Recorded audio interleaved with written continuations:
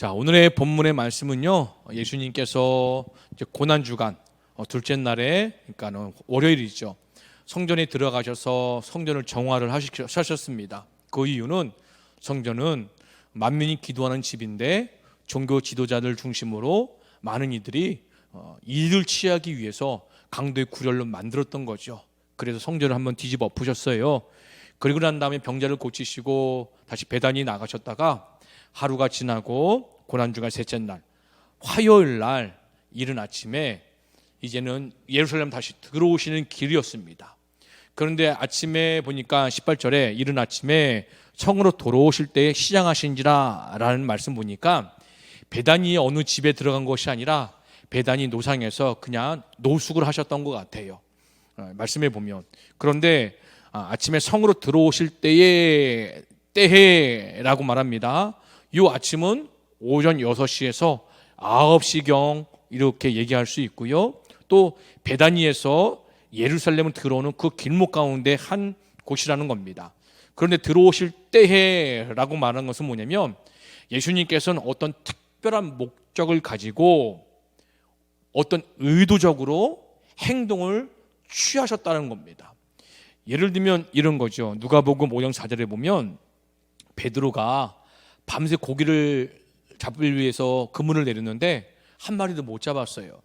그런 베드로에게 예수님께 찾아오셔서 깊은 곳에서 그물 내리라 이렇게 명령하실 때에 시몬에게 이르시되 깊은 데로 가서라고 하거든요. 그러니까 깊은 데로 가라라고 할 때도 예수님께서는 어떤 의도적으로 행동을 이끄는 거거든요. 그러니까 들어오실 때에 요거도 뭐냐면 어떤 의도를 가지고 행동을 취하는 의미를 가진 원어를 그렇게 의미를 하거든요. 그러니까 뭐냐면 예수님께서 시장하시지만 들어오신 와중에 함께는 제자들에게 십자가의 고난의 길을 가기 전에 뭔가 또 예수님께서 가르치시려고 지금 예수님께서 이른 아침에 성으로 들어오실 때 한 사건을 예수님이 만드신 거죠. 근데 그게 무엇이냐라고 할 때 19절 보니까 길가에서 한 무화과 나무를 보시고 그리로 가사 잎사귀밖에 아무것도 찾지 못하시고 나무에게 이르시되 이제부터 영원토록 내가 열매를 맺지 못하리라 하시니 무화과 나무가 곧 마른지라 라고 말합니다. 그러니까 제자들에게 예수님은 시청각 교육을 하신 거죠. 그러니까 배가 고프시니까 무화과 나무에 가서 열매를 원하신 거예요. 그런데 예수님도 지금 무화과 나무에 열매가 없는 시점인 걸 알아요. 보통 이 예수님께서 이제 6월절 명절을 맞이해서 예루살렘 성으로 들어온 거거든요. 이때는 시기적으로 3, 4월입니다. 그런데 조그맣게 열매가 나올 때가 무화과 나무는 5, 6월이에요.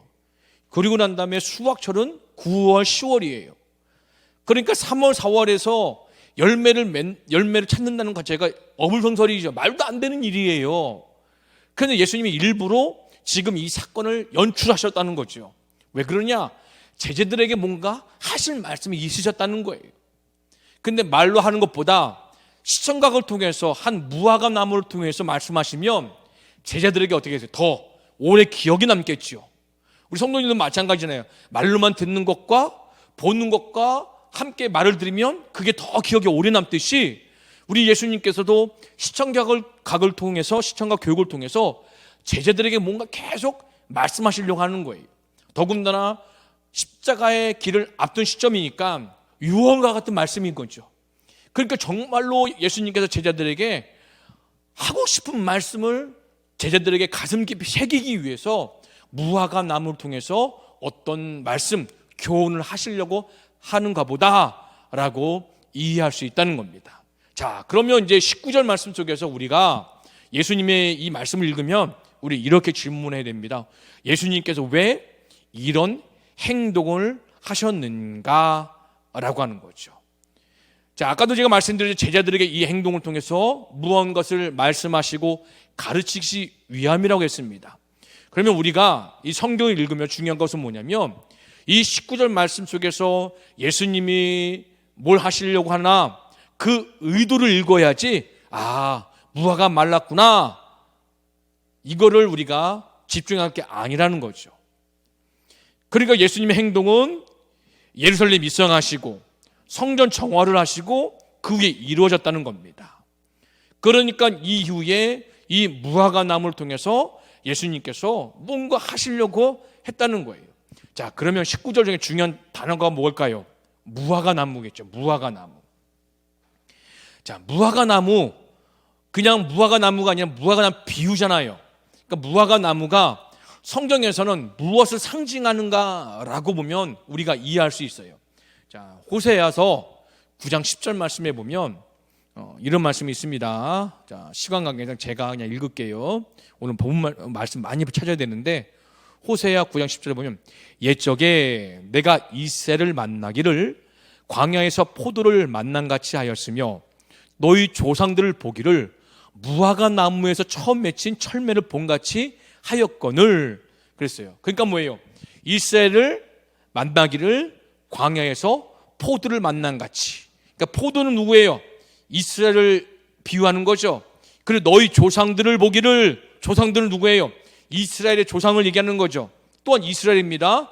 보기를 무화과 나무에서 처음 맺힌 첫 열매를 본같이 하였거늘 라고 말합니다. 그러니까는 호세아 9장 10절에 포도나 무화과 나무는 뭘 가리킨다? 이스라엘 백성, 이스라엘을 상징하는 것을 알 수 있습니다. 그리고 열왕기상 4장 25절에 보면 이런 말씀이 있습니다. 솔로몬이 사는 동안에 유다와 이스라엘이 단에서부터 브엘세바에 이르기까지 각기 포도나무 아래와 무화과 나무 안에서 평안히 살았더라 라는 말씀이 있어요. 그러니까 무화과 나무와 포도나무 아래서 평안하게 살았다. 솔로몬이 때에는, 솔로몬이 이스라엘 왕일 때는 그만큼 어떻게 해요? 이스라엘 백성이 평안했다라고 하는 거죠. 그러니까 무화과 나무에 앉았다, 포도나무에 아래 앉았다, 이런 표현은 뭐냐면 성경에서 기쁨, 안식을 상징하는 징표라는 겁니다. 그런데 오늘 본문에 보니까 무화과 나무에서 열매는 없고 잎사귀밖에 없더라. 그리고 결국 뭐예요? 무화과 나무가 말랐다, 이렇게 얘기를 하죠. 이 말은 뭡니까? 하나님의 백성 이스라엘이 어떻게 해요? 말랐다라는 것은 뭐예요? 하나님의 심판을 받게 된다 라고 하는 것을 우리가 표현할 수 있는 거죠. 예레미야 8장 13절 말씀에 보면 이런 말씀이 있습니다. 여호와의 말씀이니라 내가 그들을 진멸하리니 포도나무에 포도가 없을 것이며 무화과 나무에 무화과가 없을 것이며 그 잎사귀가 마를 것이라. 그러니까 무화과 나무 예수님께서 너는 영원히 열매를 맺지 못한다라고 예수님 말씀하셨더니 말랐어요. 그 말은 뭐예요? 하나님께서 이스라엘을 심판하셨다. 무화과를 심판하신 거죠. 이스라엘 심판하신 거죠. 더 이상 심판 때문에 그 아래서 안식과 평안을 잃어버렸더라라고 얘기를 하는 거예요. 요엘 1장 12절에도 있어요. 포도나무가 시들었고 무화과 나무가 말랐으며, 그러면서 어떻게 해요? 더 읽으면 석류나무와 대추나무와 사과나무와 밭의 모든 나무가 다 시들었으니 이러므로 여기 중에 사람의 즐거움이 말랐도다.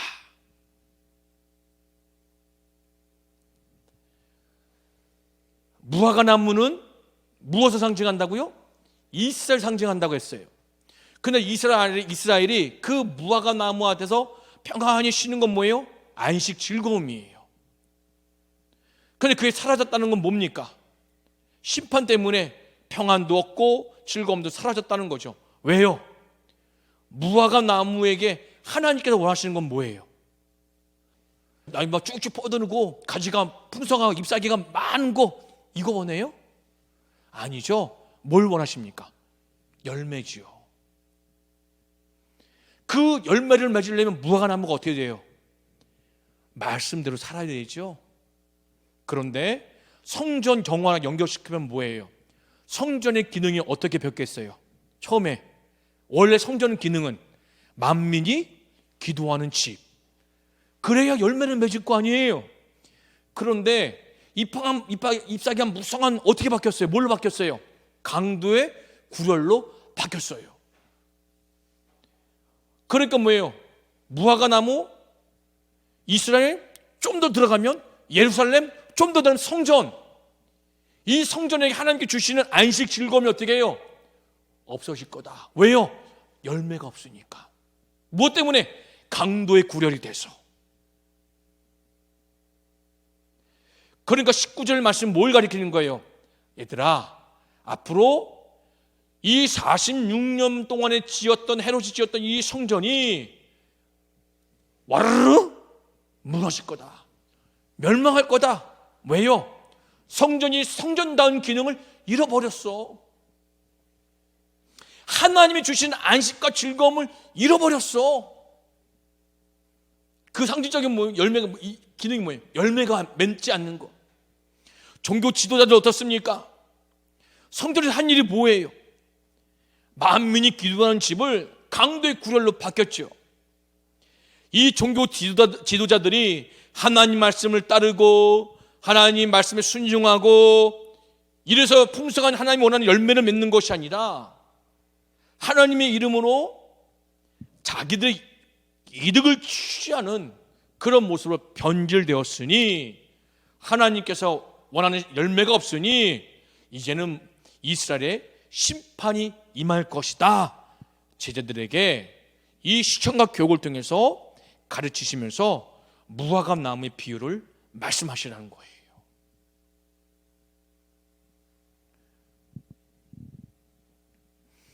자, 무화과 나무뿐만 아니라 이스라엘 상징하는 나무는 또 있어요. 감람나무. 이것은 우리가 로마서 11장에 보면 나중에 볼 수 있습니다. 자, 그러니까 19절 말씀은요 이렇게 표현할 수 있습니다. 누가복음 13장 6절에서 9절 말씀을 보면 거름 비유가 나와요. 이렇게 말씀이 있어요. 이에 비유로 말씀하시되 한 사람이 포도원에 무화과 나무를 심은 것이 있더니 와서 그 열매를 구하였으나 얻지 못한지라. 포도원 지기에게 이르되 내가 3년을 와서, 3년은 언제예요? 예수님이 공생의 기간이죠. 3년을 와서 이 무화과 나무의 열매를 구하되, 이스라엘에게 열매를 구하되 얻지 못하니 찍어버려라. 어찌 땅만 버리겠느냐. 이 얘기를 하고 있는 거죠. 그 예수님께서 이 땅에 오셔서 가르치시고 전파하시고 고친 이 사역을 통해서 이스라엘에게 원하시는 건 뭡니까? 하나님께서 기뻐하시고 원하시는 풍성한 열매를 맺는 거예요.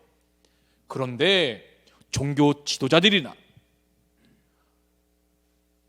성전이나 꼬라지가 어때요? 잎만 풍성해요. 이파리만, 잎사귀만 잔뜩 있고 열매는 하나도 없다는 거예요. 그러니 뭐예요? 열매 맺지 못하는 무화과 나무는 필요 없으니 찍어버려라. 왜 땅만 버리느냐? 이렇게 말씀하고 있죠. 예루살렘 심판을 말씀하시는 겁니다. 제자들이 보고 이상히 여겨 이르되 무화과 나무가 어찌하여 곧 말랐나이까? 그러니까 예수님께서 말씀하신 말랐는 것 왜 이렇게 됐는지 이유를 묻는 거죠. 그러니까 시청적 교육을 통해서 말씀하셨는데도 불구하고 제자들은 이해를 못하는 거예요. 비유라 그랬는데 예수님께서 좀 더 설명하세요. 뭐냐? 21절 중요합니다. 예수께서 대답하여 이르시되 내가 진실로 뭐라 해서 성경에서 강조 너희에게 이르노니, 너희가 누구예요? 예수님의 제자들이죠. 만일 너희가 믿음이 있고 라는 너희가 앞으로도 항상 믿음을 가지고 있더라면, 믿음을 소유하고 있으면, 그리고 어떻게 의심하지 않으면, 의심이 오늘 보니까요 마음이 갈라지는 거예요. 믿음이 있으면 마음이 안 갈라지고 그 마음의 중심이 어디를 향했어요? 예수님을 쭉 가겠죠. 그런데 운전하다 보면 이 길이 맞을까? 아니야, 이 길인 것 같아. 그런 생각 들 때가 있어요. 그러면 그때가 뭐예요? 의심의 순간이라는 거죠. 그러니까 마음의 중심이 예수님을 향하다가 진짜 그럴까? 한 것 같은데 하고 마음이 조금씩 갈라지게 되는 거예요. 그게 의심이라는 거죠. 그러니까 너희가 믿음이 있고 의심하지 않으면, 다시 말하면 마음이 한 길, 두 길, 세 길 갈라지지 않고 오직 마음의 중심이 한 길, 예수님을 향해서 계속해서 있으면 이 무화과 나무에게 된 이런 일뿐만 아니라 뭐예요? 이 산더러 들려 바다에 던져지라 하여도 될 것이오 라고 해요. 근데 이 말씀 보면은 무화과 나무 말씀하시면서 이 산더러 들려 바다에 던져지라 하여도 될 것이오 라고 했어요. 21절에 이 말씀을 많은 분들이 잘 이해를 못하시고 어려워하세요. 그러면서 이 말씀을 별로 기억 안 하세요. 오늘 본문 제일 우리 성도님이 제일 좋아하시는 말씀 몇 절일까요? 22절. 뭡니까? 너희가 기도할 때에 무엇이든지 믿고 구하는 것은 다 받으리라 하시니라. 앞구절 다 생략하고 22절만 기억해. 아, 내가 기도하면 믿고 구하면 다 어떻게 해요? 받겠다. 뭐든지 이 말씀을 왜곡하는 경우가 많죠. 그런데 22절 말씀을 이해하려면 21절 말씀 빼놓을 수가 없다는 거예요. 그러니까 뭐예요? 무화과 나무가 마른 일과 산이 바다에 던져지라 하는 것과 어떻게 해요? 똑같은 맥락에서 말씀하고 있는 거죠. 그렇다면 자, 기도하면 믿음이 있고 의심하지 않으면 산도 옮길 수 있다. 이 말의 뜻이 무엇일까? 우리는 생각해 봐야 한다는 겁니다. 진짜 믿음이 있고 기도하면 산이 움직이는 걸까? 아니면 단지 그냥 비유일까? 예수님께서 어떤 의도로 이런 말씀을 하신 것일까? 라고 우리는 이해해야 됩니다. 자, 우선은 세 가지로 생각해 보면 이렇습니다. 많은 분들이 제일 좋아하는 해석입니다. 그냥 문자적으로 이해하는 거예요. 아, 진짜 믿음 가지고 기도하면 산이 들려 바다에 던져지는 일이 진짜 가능하다는 거. 근데 거의 100%죠. 아무리 기도해도 산이 바다에 던져질까요? 안 돼요. 그런데 우리는 이 말씀을 문자로 해석하니까 안 옮겨지니까 내가 믿음이 없나 보다. 내가 믿음이 없나 보다. 이렇게 생각하는 경우가 많아요. 그리고 두 번째 해석은 뭐냐면 포괄적으로 큰 기적으로 이해하는 거죠.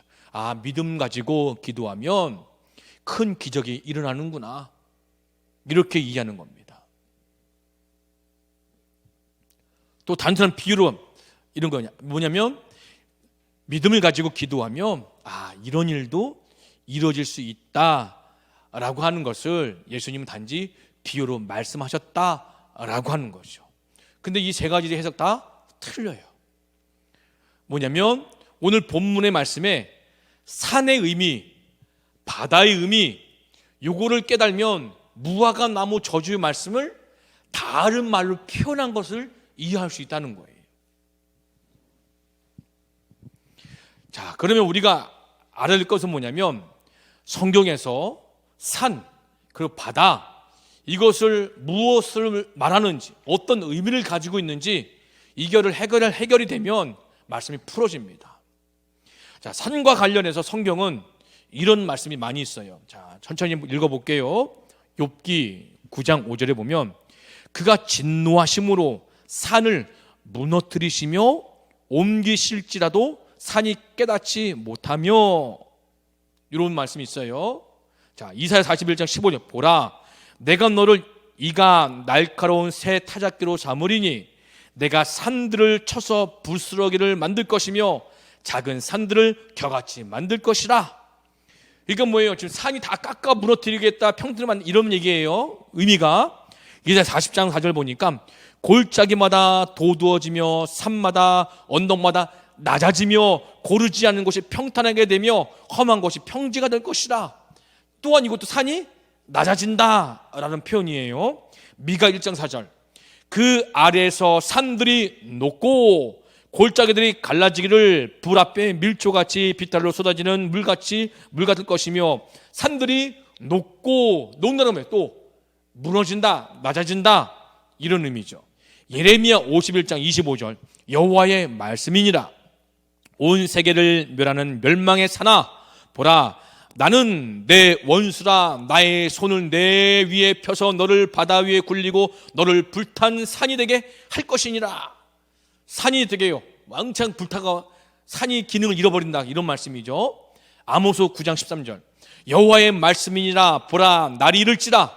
그때 파종하는 자가 곡식을 추수하는 자의 뒤를 이으며 포도를 밟는 자가 씨 뿌린 자의 뒤를 이으며 산들은 단 포도주를 흘리며 작은 산들은 녹으리라.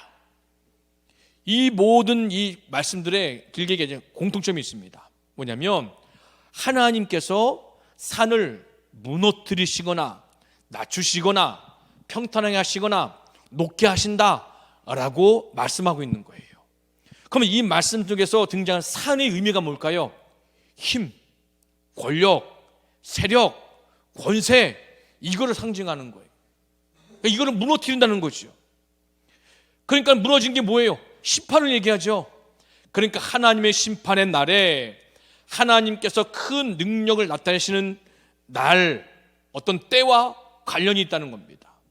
그러니까 이때 하나님께서는 권력, 힘, 세력, 권세, 상징하는 산을 부수신다 라고 얘기하는 거죠.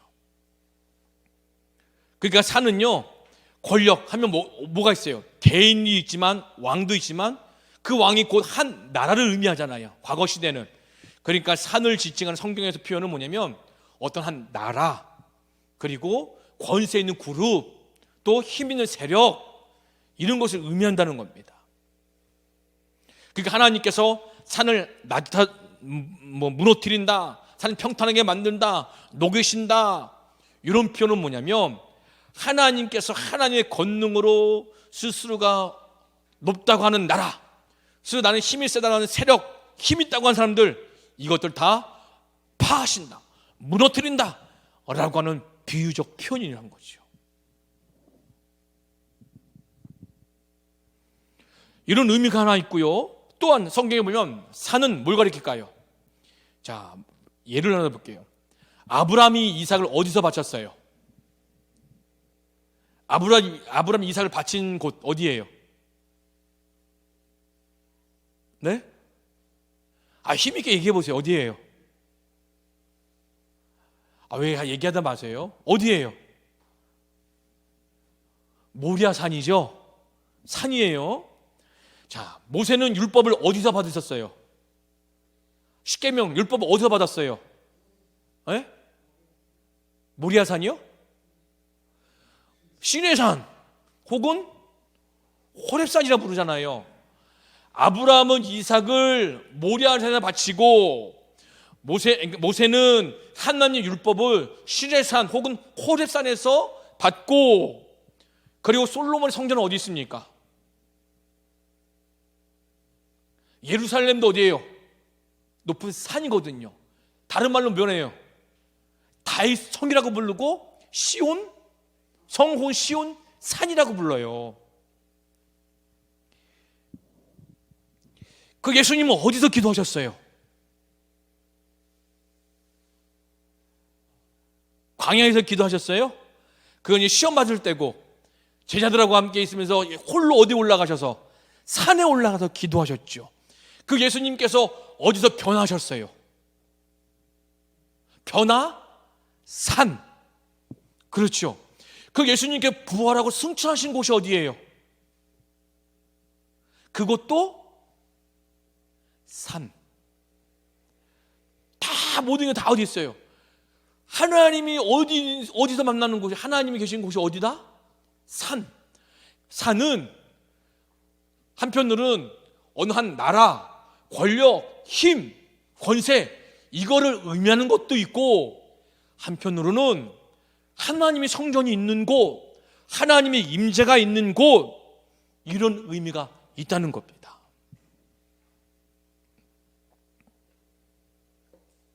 그러니까 예수님께 21절에 산은 뭘 가리키냐? 하나님의 거룩한 백성, 즉 하나님의 임재 혹은 성전이 있는 이스라엘, 그리고 뭐예요? 힘있고 권세를 가지고 있는 그런 이스라엘 의미한다는 거예요. 근데 예수님이 이 산을 어떻게 해요? 옮기겠대요. 어디로요? 산을 어디로 옮기겠대요? 바다로 옮기겠대요. 그러니까는 산을 뭘 가리킨다고요? 힘있고 권세가 있는 이스라엘 누가 주셨어요? 하나님이 선택했으니까 그런 힘을 주신 거잖아요. 그 산을 바다로 옮기겠대요. 그러면 바다가 의미를 알겠지. 바다는 무엇을 의미할까요? 자, 성경에서 바다는 이거 기억해 놓으세요. 우리가 잘 부른 노래 중에 이러네요. 물이 바다 덮음같이, 물이 바다 덮음같이. 이 노래 아시죠? 그 바다, 물이 바다를 덮는다. 물도 물, 바다도 물. 그냥 물이 바다를 덮는데요. 그 의미가 뭘까? 바다는 성경에서 말하면 이거 꼭 기억해요. 바다는 뭐냐면 성경에서 하나님을 믿지 않는 사람들, 곧 누구예요? 이방인들. 예를 들면 이사야 11장 11절에 그날에 주께서 다시 그의 손을 펴사 그의 남은 백성을 아수르와 애국과 바드로스와 구스와 엘람과 시날과 하맛과 바다 섬들에게서 돌아오게 하실 것이라. 그 하나님께 손을 펴면 남은 백성이 어디 있어요? 누구는 아수르에 있고, 누구는 애굽에 있고, 누구는 바드로스에 있고, 누구는 구스에 있고, 엘람에 있고, 신나라에 있고, 하맛에 있고, 바다 섬들에 있대요. 그러니까는 이 얘기는 뭐냐면 하나님이 선택하고 하나님께서 주신 그 기업 이스라엘 땅에 살고 있는 이스라엘 백성들이 하나님의 말씀에 순종하지 않고 우상 섬겼더니 하나님이 흩으셨어요. 여러 이방의 민족들에게. 그런데 하나님께서 다시 손을 핀다는 것은 회복을 주신다는 거예요. 그러면 어떻게 해요? 이스라엘 백성들이 저 이방에 흩어져 있는 사람들이 어떻게 해요? 다 한 곳으로 모인다는 거거든요. 그런데 그 중에 누가 있어요? 바다 섬들. 그러니까 아수르나 애굽과 똑같은 의미예요. 애굽 어떤 사람들이에요? 이방인이죠. 아수르 이방인이죠. 구스 이방인이죠. 엘람, 시날, 하맛 이방인이죠. 바다 섬들 또한 이방을 지칭한다. 이렇게 이해할 수 있다는 겁니다. 또 이사야 23장 11절에 보니까 여호와께서 바다 위에 그의 손을 펴사 열방을 흔드시며, 바다와 열방 이 콜이죠. 여호와께서 가나안에 대하여 명령을 내려 그 견고한 성들을 무너뜨리게 하시고, 바다, 열방, 가나안, 결국 뭐예요? 이것도 다 이방을 지칭하는 표현들이거든요. 이사야 27장에도 보면 그들의 여호와께서 그 견고하고 크고 강한 칼로 날린 뱀 리워야단, 곧 꼬불꼬불한 뱀 리워야단을 벌하시며 바다에 있는 용을 죽이시리라. 용이 어디 있어요? 바다에 있다는 거예요. 성경에서 용을 뭐가 가리켜요? 사단을 가리키죠. 사단은 어디에 있어요? 이스라엘 선택한 땅에 있는 것이 아니라 바다에 있대. 이방을 얘기하는 것. 하나님 믿지 않는 것. 그러니까는 성경에서 바다는 다 하나님을 믿지 않는 이방인들을 얘기하는 거예요. 그러면 산이 바다로 옮겨졌다라고 하면 산을 무엇을 가리킨다고 했죠? 하나님께 권세를 주신 이스라엘 백성 혹은 이스라엘, 바다에 던지겠다. 뭐예요? 이방이 되게 하겠다.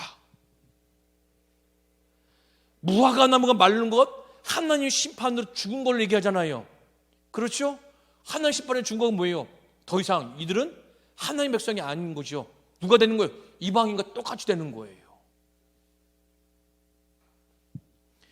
그러니까 산과 바다의 이 이미지를, 또 의미를, 상징을 딱 결합해 보면, 합쳐 보면 예수님은 지금 제자들에게 산이 들려 바다에 던져질 것이다 이렇게 말씀하는 것은 뭐냐면, 하나님의 거룩한 백성으로서, 하나님의 택한 백성으로서, 하나님의 임재가 있는 성전으로서 이스라엘이 이제는 더 이상 하나님 택한 백성이 아니게 된다, 이방인이 될 것이다 이렇게 말씀하고 있다는 거예요. 그러면서 하는 얘기가 뭡니까? 자, 여기서 말씀 속에 중요한 키워드가 있어요. 뭐냐면 믿음이 있고라고 하죠. 믿음이 있고. 그러니까 하나님의 선택한 이스라엘이 되는 것은, 무화과 나무가 되는 것은 뭐예요? 내가 아브라함의 후손이고 이스라엘 유대인이고 할례를 행하고 이런 외적인 조건 때문에 하나님의 선택한 백성이라고 말하지만, 열매 맺는 무화과 나무가 되지 않으면 하나님의 심판으로 이들은 누구처럼 될 것이다? 이방인일 것처럼 될 것이다. 그리고 누가 그러면 무화과 나무가 될 것이냐? 라고 할 때 믿음이 있고 의심하지 아니하는 자. 그러다 뭐예요? 이방인들 또한 예수님을 믿는 믿음이 있고 의심하지 않으면 뭐가 되는 거예요? 바다에서 뭘로? 산으로 오게 됐죠. 그럼 뭐예요? 옛 이스라엘이 아니라 새로운 예수님 때문에 이스라엘이 된다는 거죠. 믿음만 있으면 누리게 되는 특권을 얘기하는 겁니다. 그러니까 우리도 이스라엘 백성들을 보면은, 이스라엘 보면 우리는 이방인이죠. 그런데 예수님을 믿는 믿음으로 거룩한 하나님의 임재가 있는 성전이 되었어요. 성전이 누구라고 했어요? 제가 지난 주간에 성경에 등장한 성전 3개가 있고, 예수님이 육신을 성전이라 표현하고 있고, 승천하시고 난 다음에 우리 마음이, 우리가 성전이라고 했죠. 이 성전이 되는 키워드, 열쇠가 뭐예요? 믿음이 있고 의심하지 않으면. 그런데 내가 스스로가 나는 하나님의 성전이야 라고 하더라도 그 안에 뭐가 없으면, 열매가 없으면 그 성전은 다시 뭘로 옮겨진다? 바다에 던져진다. 이방인처럼 된다 라고 하는 거죠. 그러니까 22절 뭡니까? 내가 진짜 하나님의 성전이 되면, 무화과 나무에 대해서 열매를 맺으면, 그런 믿음을 가지고 기도하면 하나님께서 믿고 그걸 다 받으리라. 자, 중요한 건 뭐예요? 무엇이든지 여기에 함정에 빠지면 안 돼요. 제대로 예수님 앞에 바로 서 있는 사람들은 무엇이든지 구할 때에 정욕으로 구하고 탐욕으로 구하고 이 세상의 자랑과 안목의 정욕 이런 걸 구하겠어요? 안 구하겠죠. 뭘 구하겠어요?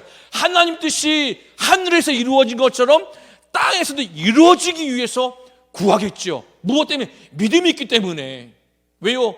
믿음으로써 예수님께서 원하시는 열매를 맺기 원하면 예수님이 원하신 대로 기도하게 된다는 거죠. 그러면 뭐예요? 다 받으리라. 무엇이든지 거기 함정에 빠지면 안 돼요. 내가 별거 다 구하고 복 달라고 뭐 돈 달라고 뭐 다, 그런 의미가 아니죠.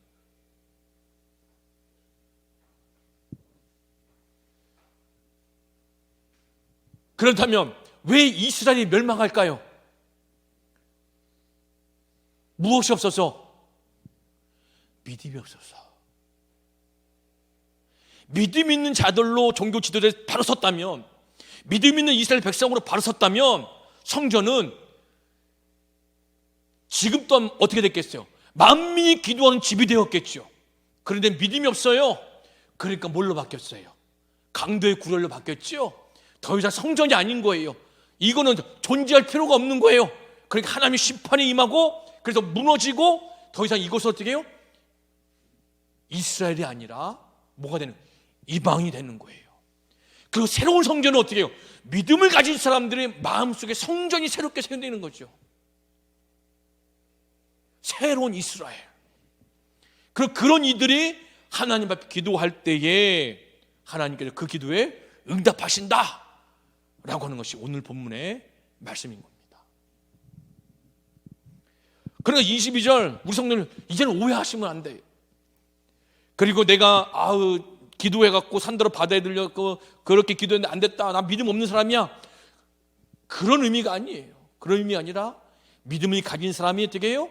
하나님의 백성이 되고, 믿음이 없는 사람은 이방인과 똑같이 취급한다는 거예요. 아무리 겉보기에는 잎이 풍성해 보이고 거룩해 보이고 신앙생활 잘한 것 같을지라도 우리끼리는 믿음이 있는지 없는지 어떻게 알아요? 모르잖아요. 그래 누구는 아세요? 하나님은 아시는 거예요. 아무리 여기서 겉만 뻔질하게 있을지라도 믿음이 없는 그 사람은 뭐예요? 성전이 아니라 이방인, 비록 겉모습은 남루하고 초라해 보일지라도 그 마음의 중심에 의심하지 않고 믿음으로 바로 서게 되면 그분은 누구? 하나님의 새로운 이스라엘 성전이 된다는 거예요. 그 성전이 된 분의 기도는 하나님께서 반드시 들어주신다. 근데 그 기도가 하나님께 기뻐하신 기도가 되겠죠. 솔로몬의 기도를 생각해 보세요. 솔로몬이 1,000번이 드리고 하나님 밤에 나타났어요. 솔로몬아, 내가 뭘 해줄까? 라고 할 때 솔로몬이 명예, 돈, 영광 다 구하지 않았어요. 뭘 구했습니까? 하나님, 내 아버지 이후로 제가 이 이스라엘의 왕이 됐는데 저 아직 어려요, 미숙해요, 왕으로서 잘 못하겠어요. 하나님, 이 백성을 평안하게 잘 다스릴 수 있도록 도와주세요. 그랬더니 하나님 뭐라세요?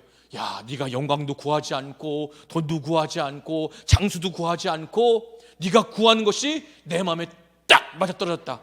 왜 그렇게 맞아떨어졌을까? 믿음 있는 기도였으니까, 믿음 있는 제사였으니까. 그 하나님께서 어떻게 그거에다가 플러스 더 많은 걸 주셨잖아요.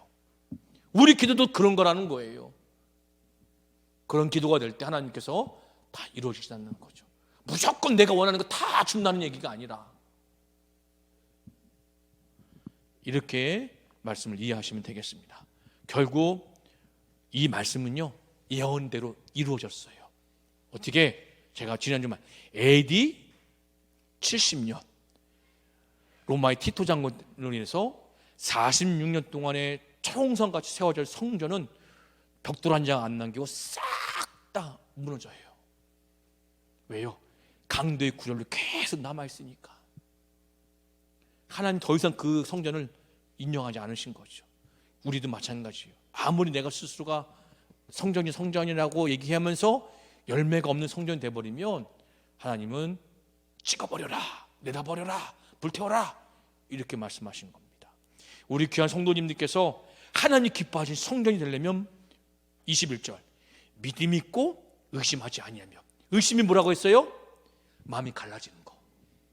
마음이 갈라지지 않고 오직 예수님을 향해서만 늦든 빠르든 기어가든 속도 중요하지 않아요. 방향을 쫙 보고 어떻게 해요? 꿋꿋하게 그 믿음의 길을 걸어가시면 어떻게 해요? 성전으로서 하나님께 영광 받으신다는 겁니다. 이게 중요한 거예요. 이런 분들 되기를 간절히 소망합니다.